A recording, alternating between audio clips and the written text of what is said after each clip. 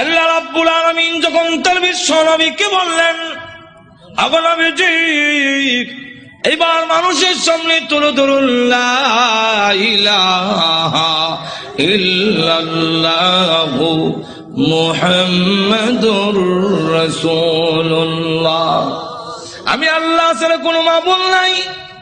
আবুল আহাব, যে আবুল আহাবকে আল্লাহ দন দিয়েছেন, যে আবুল আহাবকে আল্লাহ রাব্বুল আলামিন মাল দিয়েছেন, সেই আবুল আহাব দুনো হাতে পাথর নিয়ে আল্লাহ নবীর সামনে এসে বলেন, ওগো মুহাম্মদ, আপনার আল্লাহ টাল্লাহর কথা আমরা মানি না। জোরে কোন নাউযুবিল্লাহ। আপনার আল্লাহ টাল্লাহর কথা মানি না আমরা আল্লাহর কথা। এই কথা বলে নবীজি যখন পাথর মারতে গেল, আল্লাহ রাব্বুল আলামিন তখন ডাক দিয়ে বলেন, ওগো নবীজি, আপনার বিরুদ্ধে আসে নাই, বরং আমি আল্লাহর বিরুদ্ধে এসেছে। অত বড় নিমক কালাম আল্লাহ তার নবীর পক্ষ থেকে জবাব দিয়ে দিলেন। আর যখন আবু লাহাব বলল, তাব্বান লাকা আলিহাযা জামাতানা, তুমি ধ্বংস হও, এই কারণে কি তুমি আমাদেরকে এখানে একত্রিত করেছিলে? আল্লাহ তার জবাবে বলেন, তাব্বাত ইয়াদা আবি লাহাব, আবু লাহাবের দুনো হাত ধ্বংস হোক। একটু জোরে কর না। যেই মাত্র এই আয়াত নাযিল হয়েছে, আবু লাহাবের দুনো হাত ধ্বংস এবং ওয়াতাব্বা ধ্বংস হয়ে গিয়েছে। মা আগনা আনহু মালুহু ওয়া মা কাসাবা, আবু লাহাবের মাল আওলাদ একটাও কাজে আসে নাই, কাজে আসবেও না। আল্লাহ রাব্বুল আলামিন আরো বলেন, সায়াসলা নারান যাতা লাহাবিন ওয়া ইমরাআতুহু, আল্লাহ রাব্বুল আলামিন বলেন, অচিরেই আবু লাহাব এবং আবু লাহাবের স্ত্রী দুজন শিখাময় আগুনের জাহান্নামের আগুনে প্রবেশ করবে।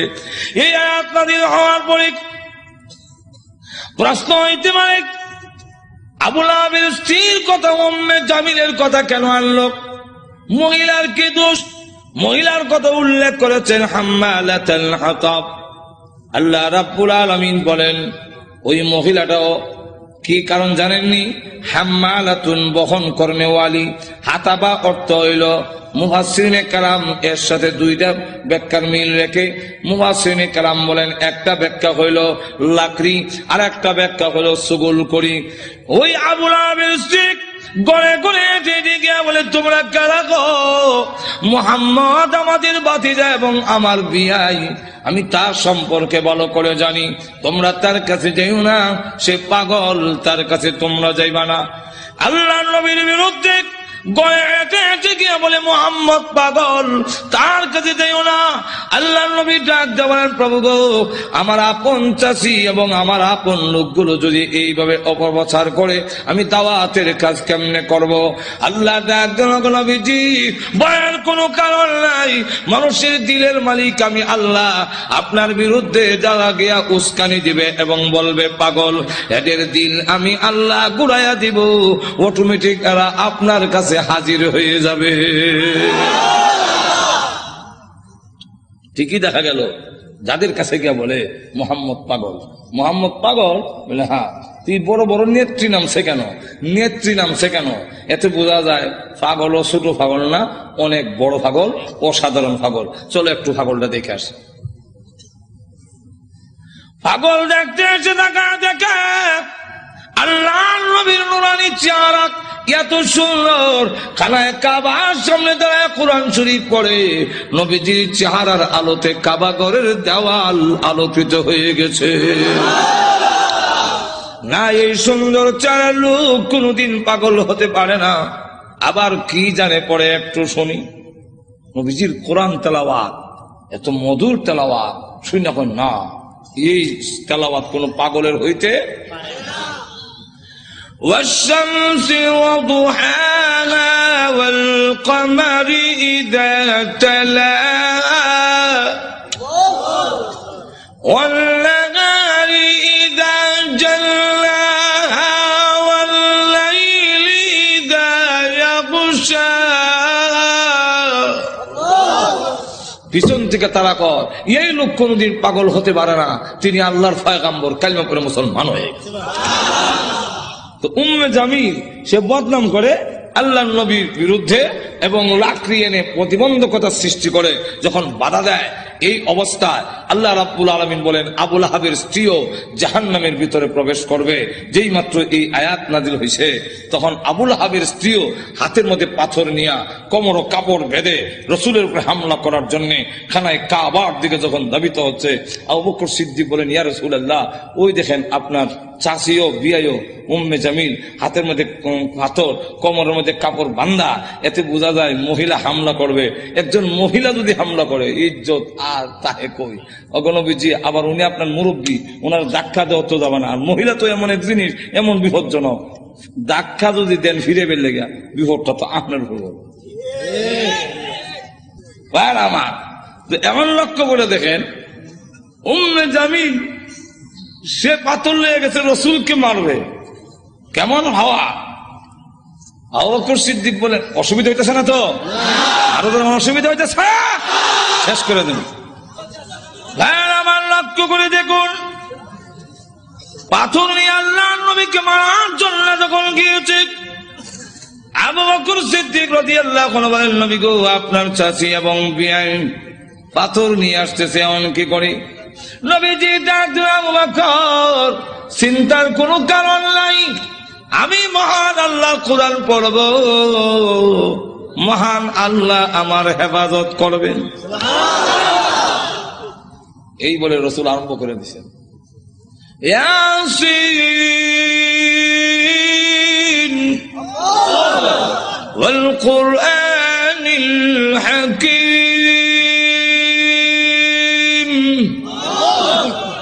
উম্মে জামিল কাছে গিয়া কয়, এ আবু বকর, একা একা বসে রইছ, তোমার সাথী মোহাম্মদ কই আজকে? আবু বকর সিদ্দিক রাদিয়াল্লাহু আনহু বলেন, আমি দেখি আমার পাশে বইয়া কোরআন শরীফ পড়তেছে, নবী দেখতেছি আর কানে শুনতেছি। মহিলা জিগায়, মোহাম্মদ কৌ? তা তো বোঝা যায় দেখে না, দেখে না যেমন আমি কইলাম কি? উম্মে জামিল হুমকি দেয়, তার ভাগ্য ভালো, তার কপাল ভালো, পাইলাম না, লুকাইয়ে গেছে, লুকাইয়ে গেছে, পাইলাম না, হ্যাঁ ভাগ্য ভালো।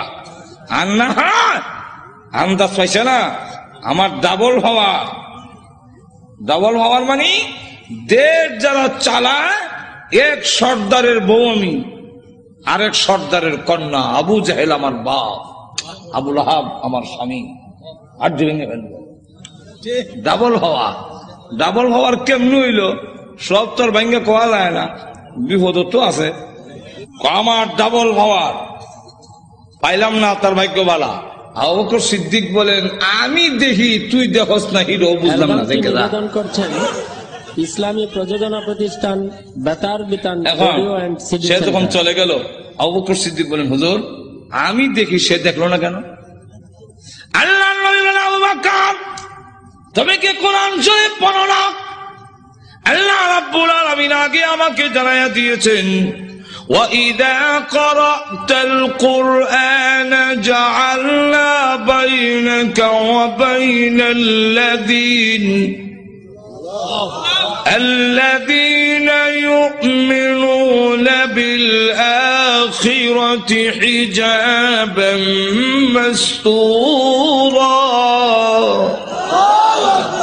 হ্যাঁ নবী, আপনি যখন কোরআন শরীফ পড়েন, তখন আপনার আর অবিশ্বাসী বেঈমান কাফেরের মাঝে আমি আল্লাহ হিজাবাম মাসতুরা, গোপন পর্দা দিয়া আপনারে ঢাকা ফেলি।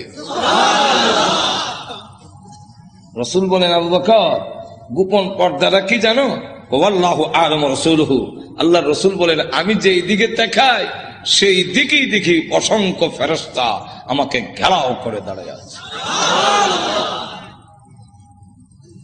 আবু জাহেল, আবু লাহাব ক্ষুব্ধ হইয়া দুই ছেলে, রসুলের দুই মেয়ের যে বিয়া করেছিল, মনে আছে তো? কন, একটার নাম উতবা আর একটার নাম উতাইবা। রসুল প্রকাশ্য নবী হওয়ার আগে, রসুল প্রকাশ্য নবী হওয়ার আগে দুই মেয়ে এই দুই ছেলের কাছে বিয়া দিয়েছিল, কথা বুঝছেন? এখন সে এই দুইজনের এটা কেন না কয়, তোমাদের শ্বশুর মুহাম্মদের কাছে আমার এবং তোর মার বিরুদ্ধে কোরআনের আয়াত নাযিল হয়েছে, অতএব তোমরা দুজন গিয়ে মুহাম্মদের সামনে বলতে হবে আপনার আল্লাহ টাল্লাহ মানি না। আর একটু জোরে কর না। আল্লাহ টাল্লাহ যেমন বোঝা যায় সাটা, জোরে কোন ঠিক কেমন অবজ্ঞা, অবজ্ঞা কেমন চিন্তা করেন, নিমক আরাম কারে কর, জোরে কোন ঠিক না। তো গিয়া বলবি আল্লাহ টাল্লাহ মানি না, আর মুহাম্মদের 2 মেয়েকে তালাক দিয়ে আসতে হবে, আর না হয় আমি মনে করব তোমরা আমার অবাধ্য, আর আমার অবাধ্য হইলে যে কিছু পাইবা না এটা তো বুঝো। যেমন বাপ ইমুন ফুলা, এটা তো বলার দরকার ছিল। আপনার কথা না মানলে অবাধ্য, আর আল্লাহর কথা না মানলে আর বড় অবাধ্য, যেরকম ঠিক কিনা। আপনার কথা না মানলে আপনার সম্পত্তি থেকে বঞ্চিত হব, আর আল্লাহর কথা না মানলে, নবীর কথা না মানলে জান্নাত থেকে বঞ্চিত হব। অনেক সাহাবীরা তো এরকম করছেন যে বাড়িঘর ছাড়তে রাজি, কিন্তু আল্লাহ রসুল ছাড়তে আর তো জোরে কর না। গভীর রজনীতে আল্লাহর নবী বিশ্ব নবী রাহমাতুল লিল আলামিন হুজরা শরীফ থেকে প্রচন্ড শীতের মধ্যে বের হয়েছেন। এমনি তাকায়া দেখে একজন বাঁকা হইয়া দাঁড়াইছে, সোজা হইয়া দাঁড়াতে পারে না, কাপড় এইভাবে ধরে রেখেছে। দাঁড়ায়া বলেন আসসালাতু ওয়াসসালামু আলাইকা ইয়া রাসূলুল্লাহ। আল্লাহ নবী বলেন, কে রে তুমি এত গভীর রজনীতে আমাকে সালাম দিচ্ছ? আল্লাহ নবী যে মাত্র জিজ্ঞাসা করলেন, উনি ডাকতে, হুজুর আপনি কি আমাকে চিনতে পারেন নাই? আমি আব্দুল্লাহ। আল্লাহ নবী বলেন, কোন আব্দুল্লাহ? ওগো নবীজি, কিছুদিন আগে ইসলাম ধর্ম গ্রহণ করেছি, আমার নাম ছিল আব্দুল উজ্জা, আমি আপনার নামটা পরিবর্তন করে আব্দুল্লাহ রেখেছেন, আমি সেই আব্দুল্লাহ। বলেন, আমার আব্দুল্লাহ তো ধনী বাপ চাচা, তার বাপ চাচা ধনী ব্যবসায়ীর ছেলে, সকাল বিকাল কাপড় পরিবর্তন করে আসতো। আজকে তো দেখা যায় গায়ে কাপড় নাই, একটা কাপড়ের টুকরা পরিধান করা, সোজা হয়ে দাঁড়াতে পারে না, তার লজ্জাস্থান খানি হয়ে যায়, হাত দিয়ে ধরে রাখছে কোন রকমের কাপড়ের টুকরা।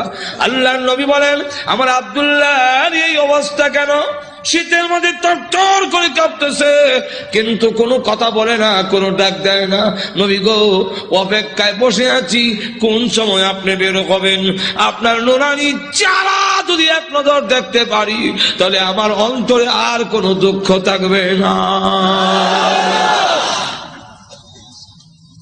আল্লাহর নবী বলেন, কি হলো তোমার এই অবস্থা কেন?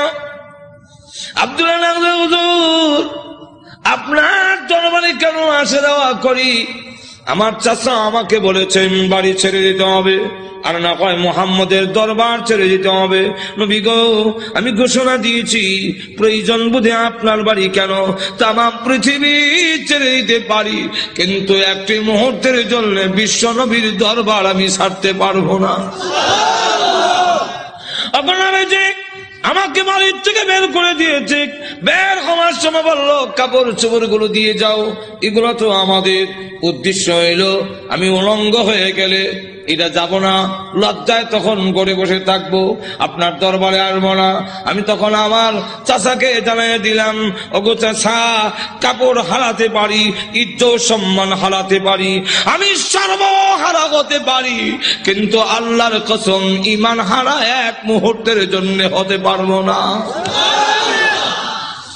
হ্যাঁ দাদা, আজকে যদি শরমের আর ইজ্জতের বয়ে কাপড়ের জন্য আমি ঈমান হারা হয়ে যাই, মৃত্যুর পরে কবর থেকে উলঙ্গ হয়ে আল্লাহর দরবারে উঠবো, উলঙ্গ অবস্থায় জাহান্নামের মধ্যে দেওয়া হবে।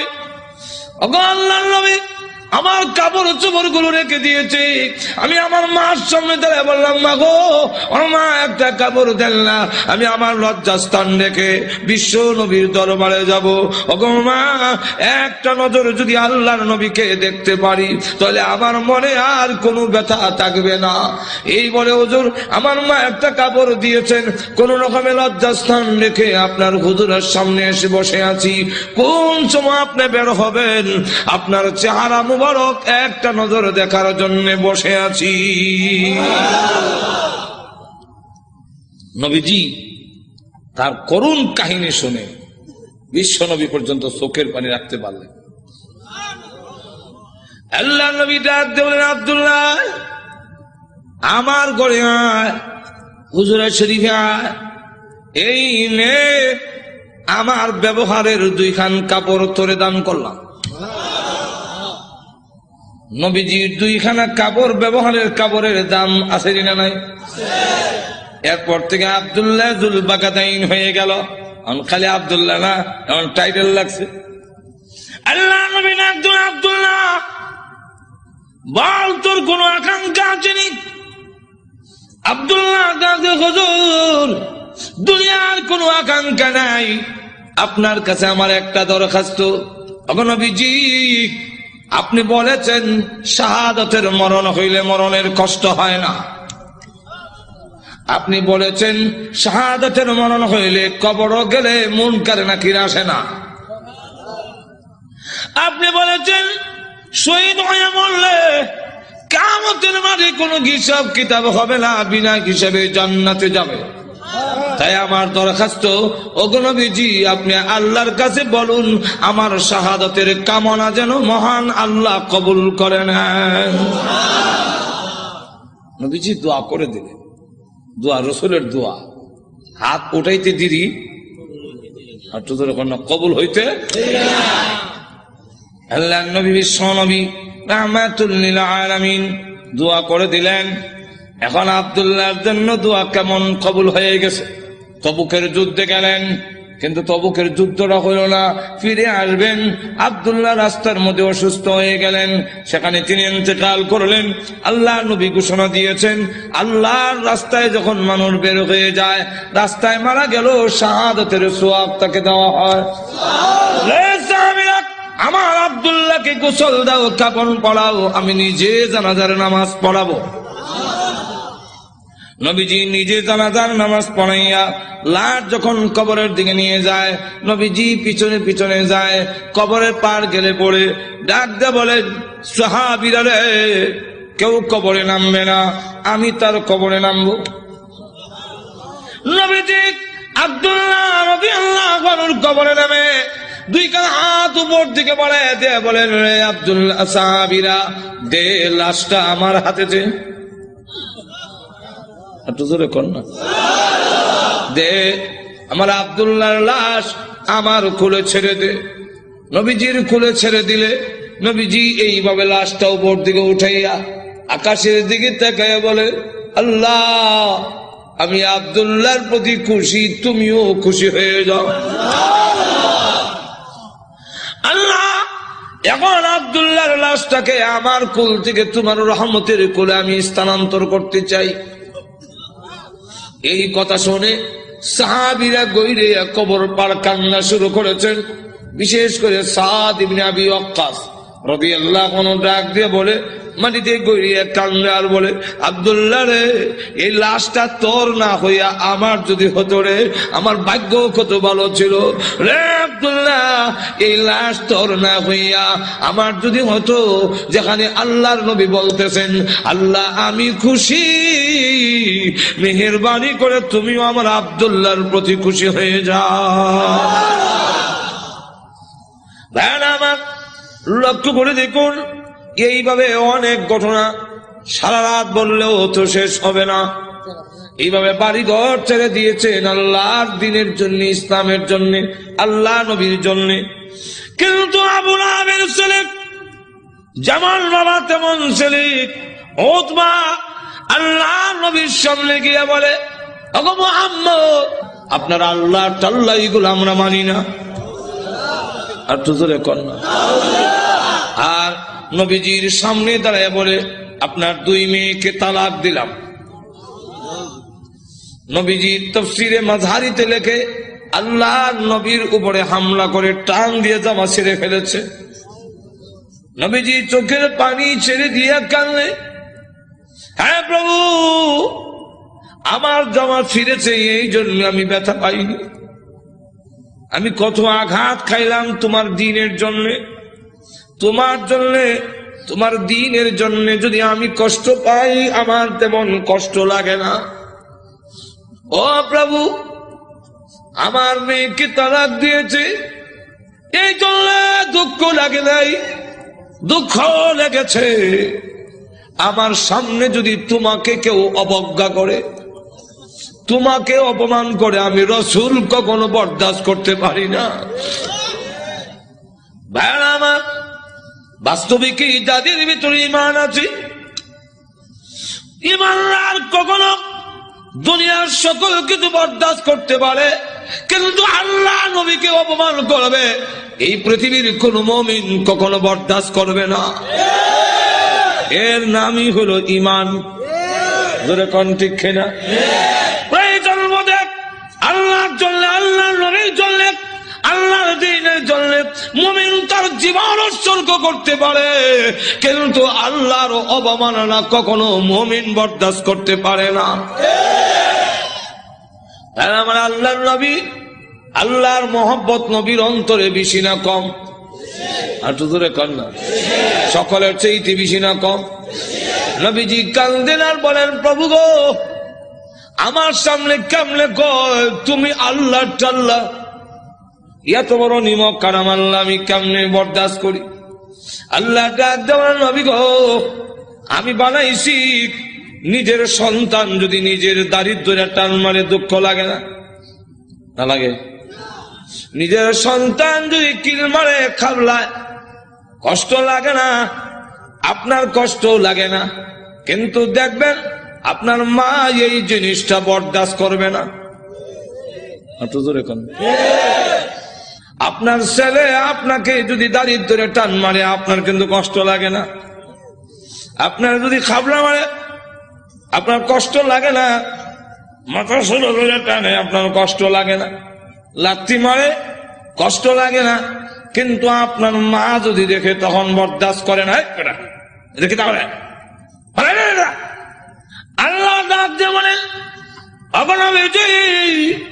আমি বানাইছি মানুষ, এই মানুষ যদি আমার সাথে বেয়াদবি করে, আমাকে গালি দেয়, আমার বিরুদ্ধে বলে, এত আঘাত লাগে না, কিন্তু আমার নবীকে যদি কেউ কিছু কয় আমি আল্লাহ বরদাস্ত করি না। আমার নবীর বেয়াদব আমি আল্লাহ ছাড় দেই না। আমার নবীর গায়ে আঘাত করলে আমার কষ্ট লাগে। সে পাথর নিয়ে আপনাকে মারতে এসেছে, এই জন্য আমি আল্লাহ আয়াত নাযিল করে জানায়া দিলাম।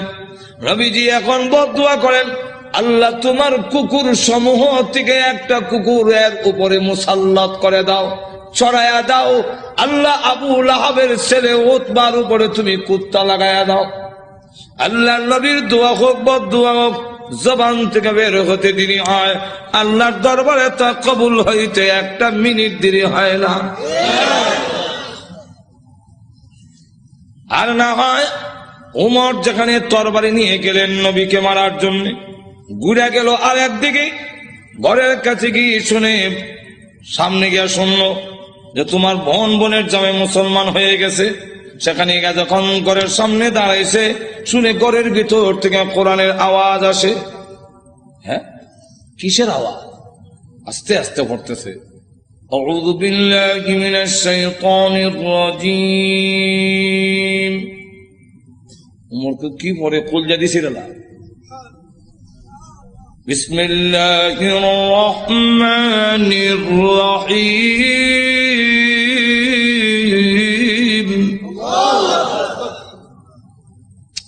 হ্যাঁ, গরকে আওয়াজ হইনা ফাতেমা কাহা আজরাইল আইছে, দরজা খুলছে। আর ফরায় যে হযরত খাব্বাব রাদিয়াল্লাহু, তিনি দরজার আড়ে লুকাইয়া গেছে, আল্লাহ লা ইলাহা ইল্লাল্লাহ সুবহানাকা ইন্নী। বোন এবং বোনের জামাইরে তো একবারে মারবে না, উমর তো আমারও দুই টুকরা করলো, তরবারি আতই আছে। দরজার আড়ে লুকাইয়া খালি খতমে ইউনূস পড়ে। উমর ঢুকা তার বোন রে দিল এক থাপ্পড়, বোনের জামাইরে থাপ্পড় খাইয়া উল্টে গিয়ে বসছে। বোন বাধা দিয়ে, আমার স্বামীরে মারো কেন? দিলাম তোরা একটা। বোন যখন থাপ্পড় খাইছে, কানের পর্দা ফেটে গেছে। বোন তখন কয়, শোনো, তুমি যেমন খাত্তাবের ছেলে, আমিও খাত্তাবের মেয়ে। তুমি জানো না ঈমান এমন এক জিনিস, এটার মধ্যে যত চাপ দেওয়া যায় অত এটার স্পিরিট। ইমানদার এমন এক জিনিস, এটার যত গুতা দিব অত ভালো উঠবো, গুতা দিত না, ঘুমাইতাম। চিড়িয়াখানা গেছে, দেখে চিড়িয়াখানা এক বেটা গিয়া দেখে ফিঞ্জিরের ভিতরে রড দিয়া বাঘ তো আটকাইতেছে, দেখছেন না? তো চিড়িয়াখানার খানা এটা তো আর উন্মুক্ত না, সে যেভাবে মুক্ত গরু ধরে খাইতো এভাবে তো আর খাইতে পারে না, সামান্য খাওয়ান ভাই সরু রয়েছে। ধর্ষণার্থী একজন দেখেন না, এক লোকটা কয় এটা শুনছি বাঘ, এটা দিয়ে ছাগল, বাঘে না মানুষ দেখলে তর্জন গর্জন করে, এটা দিয়ে কিচ্ছু কয় না, দিছে সাথী দেখ গুতা। নিবেদন করছেন খাওয়ান ঠিক ভাই হয় না, প্রতিষ্ঠান তোমার এখানে গুড়া কিমরে কামড়া সিটি সেন্টার গুতা দেশ করে জানাস না, ভাত গুতা দিলে ভালো উঠবো, যেমন গুতা দিছে এমনি কয় হাক হাক করে দেন, খালিছে জুতা মুজা হাতে ফালাই একটা দিচ্ছেন তো যেরকম ঠিক কিনা। ফাতেমা ডাক দেখো, ভাই তুমি যে আমার চট দিছে মনে করছো আমি বন্ধ হয়ে যাবো? সুস্পষ্ট করে বলে দেই, সত্য ধর্ম গ্রহণ করছি, মারতে পারো, জীবন গেল ছাড়তাম না। এখন কয় এটা নিয়ম, মানুষ যখন দিনের উপরে ইসলামের উপরে অটল অচল থাকে তখন তারা আল্লাহ সাহায্য আসে, আর যারা নির্যাতন করে হেরার দিলের মধ্যে আল্লাহ ডর ঢুকাইয়া দেয়। উমর কয় ইয়া তো মারলাম তো সামলাইতাম পারি না, কি পড়ছি রে দেখো না, তোমাকে দেওয়া যাবে না। কেন? এটা কোরআনের অংশ। ইন্নাহু লাকুরআনুন কারীম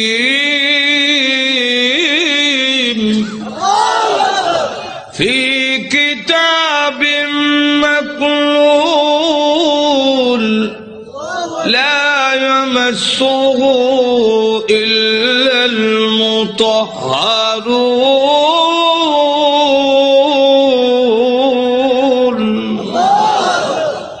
সম্মানিত কোরআন লোহে মাহফুজে সংরক্ষিত, এটা স্পর্শ করা যায় না অপবিত্র অবস্থায়।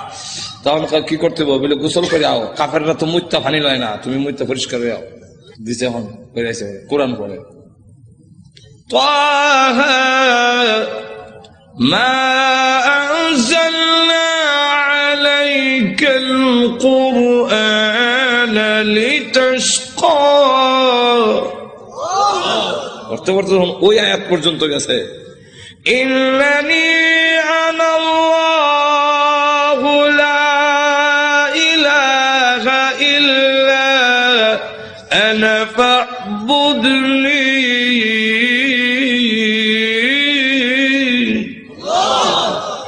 দেখে চোখ থেকে পানি নহর চালু হয়েছে। এমনি ডাক দেখা বোন, আমার মোহাম্মদের দরবারে নিয়ে আসল। তো পর্দার আড়ালে যিনি লুকাই আছিল দরজার আড়ালে, মনে আছে তো? ঘটনা কোনটা আমার উদ্দেশ্য না, ঘটনা করলে তো এইটার মধ্যে 1 ঘন্টা দেবো। ঘটনা কোন উদ্দেশ্য না, উদ্দেশ্যটা হইল ওই কথাটা বুঝে পেলে গা দরজার আড়াল থেকে এমনি কয় আর লুকাই থেকে লাভ নাই। তখন বুঝে লাগছে ওমর মারত না। তো সংবাদটা আমি আগে দিলাই, কারো সুসংবাদ আগে দিতে একটা মনের মধ্যে একটা আনন্দ পাওয়া যায়, তো আমি আগে দিলাই। এমনি দরজার বাইরে থেকে আড়াল থেকে বেরিয়ে কয় হ্যাঁ মা, তাদেরকে কোরআন শরীফ আমি পড়াইছি। আচ্ছা, তো আপনাকে সুসংবাদটা দেওয়ার জন্য বেরিয়েছে, কেন লুকাই আসলাম? কি সুসংবাদ? দারুল আরকাম গোপন ঘাঁটি, যেখানে দিন প্রচার করা হয় লুকাই লুকাই এখান থেকে, যার নাম ছিল দারুল আরকাম। এই দারুল আরকামে গত রাত্রে আমি বিশ্ব নবীকে দোয়া করতে শুনছি। আল্লাহ রসুল বলছেন আল্লাহুম্মা আইজ্জিল ইসলামা বি আহাদিল উমরাইন। আল্লাহ 2টা উমর থেকে একটা উমর ইসলামের ভিতরে এনে ইসলামের শক্তিশালী করে দাও। একটা হলো উমর ইবনুল খাত্তাব, আর একটা হলো উমর ইবনে হিশাম, যার টাইটেল হলো আবু জেহেল। আগে আসলে আবুল হেকম, এর নাম উমর, আর এই আমিরুল মুমিনিন উনার নামও উমর। আল্লাহ রসুল বলেন এই 2টা উমর থেকে একটা উমর আমারে দাও। আল্লাহ রাব্বুল আলামিন মনে হয় গত রাত্রের রসুলের দোয়াটা তোমার বেলায় কবুল হয়ে গেছে। কথাটা বুঝলেন? তো রসুল দোয়া করতে দেরি হয়, বদদোয়া হোক এরকম। তো এই অবস্থায় দোয়া যখন বদদোয়া হোক আর দোয়া হোক কবুল হয়ে যায়, রসুল যখন কইয়া দিলেন কুকুর সমূহ থেকে একটা কুকুর সরাইয়া দাও, এখন দেখেন কি হয়। আবু লাহাবের ছেলে উতবা, সে সিরিয়ার থেকে ব্যবসায়ী কাফেলা নিয়ে আসতেছে, রাস্তার এক জায়গার মধ্যে বিশ্রামের জন্য তাদের গমের বস্তা খেজুরের বস্তা তৈছে, এমনি দেখে পাহাড়ের টিলার মধ্যে একটা ভাগ বৈশা খালি মাথা ঘুরাইয়া আবু লাহাবের ছেলে উতবারে ভালো করে দেখে, যেমন বোঝা যায় গোয়েন্দা অফিসার আসামি দেখতেছে।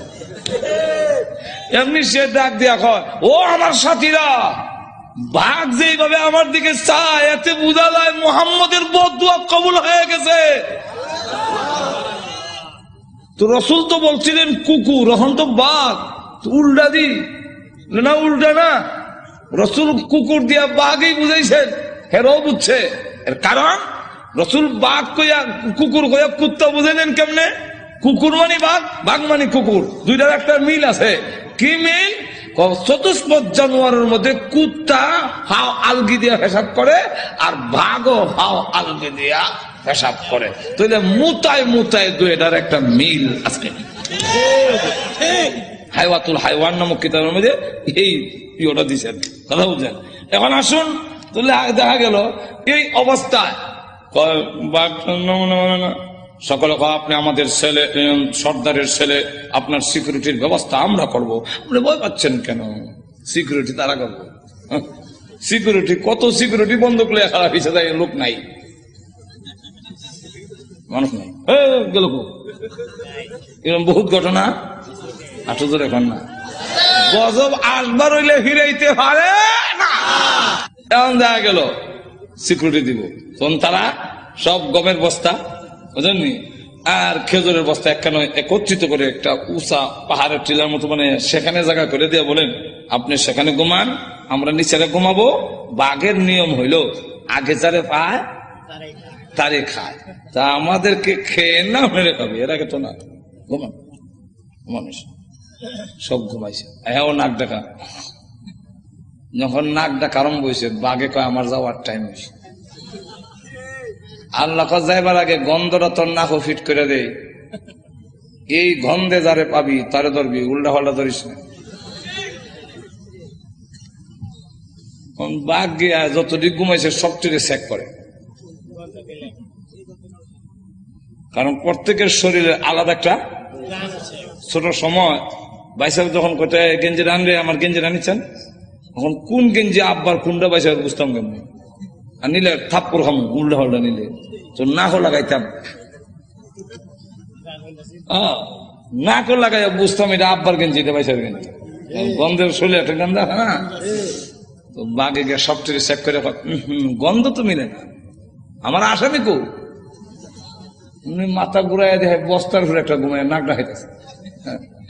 তাহলে এটা দেখে বেরি লাভ দিয়া বস্তার উপর উঠছে, ওইটা নাক লাগাইতে পারে, এই যে আমার আসামি বলা হচ্ছে। নিচে নিয়া মাথা এখানে, পা এখানে, হাত এখানে, নারী বুড়ি এখানে, আলাদা আলাদা করিয়া মাছের ভাগার মতো ছড়াইয়া বাঘ আবার গিয়া টিলাত বৈশা পলক দৃষ্টিতে তাকে রয়েছে। এরা ঘুম থেকে উঠতে যখন চিৎকার দিবে, আমি আনন্দ করব, আল্লাহ এবং নবীর দুশ্মন রে আমি খতম করেছি।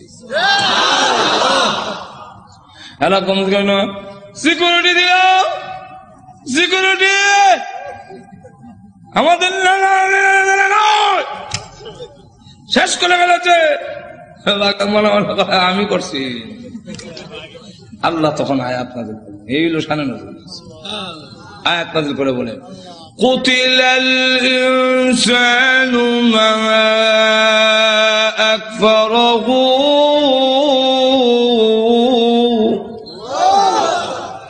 মানুষ ধ্বংস হয়েছে নি, আর তো ধরে কন রক্ষা করতে পারছে? আপনি আমিও ধ্বংস হব মরণের সময়, কেউ আমাদের রক্ষা করতে, আর তো ধরে কন কাল্লা ইযা বালাগাতিত তারাকিয়া ওয়া কিলা মান রাক,